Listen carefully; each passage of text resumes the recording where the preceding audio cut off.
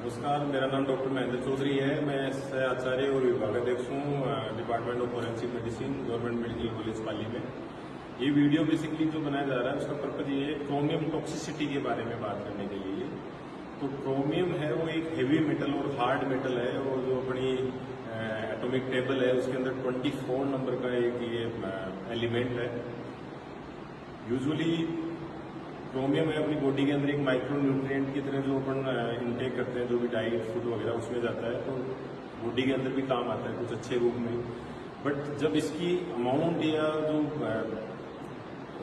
किसी चीज के अंदर यदि उसकी जो मात्रा यदि ज्यादा आ गई, तो वो जब अपनी बॉडी के अंदर यदि अब्जॉर्ब हो गया तो फिर ये उसके अपनी बॉडी के ऊपर दुष्प्रभाव आने लगते हैं।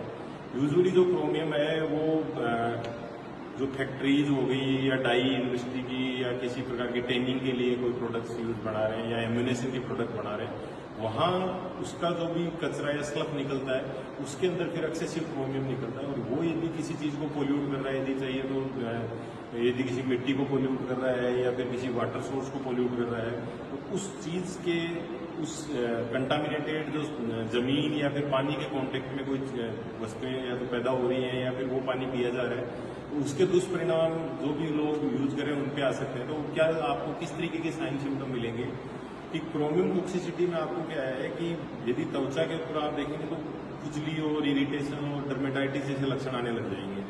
या फिर जैसे जो पी रहे हैं लगातार ऐसा पोल्यूटेड पानी, तो उसमें उनकी लीवर में जैसे पीलिया के सिम्टम आने लग जाएंगे। धीरे धीरे उसका खाना पीना खराब, मतलब भूख कम लगने लगेगी।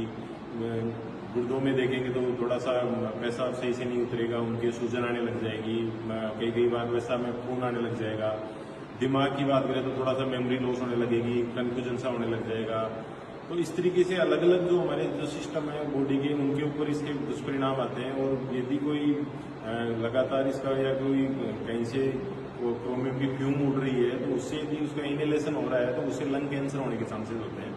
तो इस प्रकार के यदि कोई भी लक्षण किसी को भी आपके अड़ोस पड़ोस में, मित्र परिवार रिश्तेदार में किसी को दिखते हैं, तो आप एक बार के लिए उनको जरूर से सजेस्ट करें कि वो जिला चिकित्सालय जो बड़ा मागड़ अस्पताल है उसके अंदर मेडिसिन विभाग में या फिर हमारे फोरेंसिक मेडिसिन विभाग के जो राजकीय मेडिकल कॉलेज पाली का फोरेंसिक मेडिसिन विभाग है वहाँ कंसल्ट कर सकते हैं। ऐसे किसी पेशेंट को भेज सकते हैं।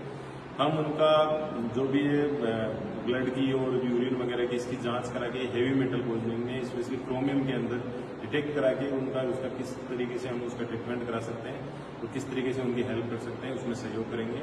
Thank you so much. आप जरूर ध्यान रखें और देखें कि किस प्रकार के कोई सफर्ड पेशेंट आपके आसपास तो नहीं है आपके घर में, परिवार में, तो आप उनकी मदद कर सकते हैं। इससे कोई भी लक्षण आपको मिले तो आप बिल्कुल संपर्क करें हमसे।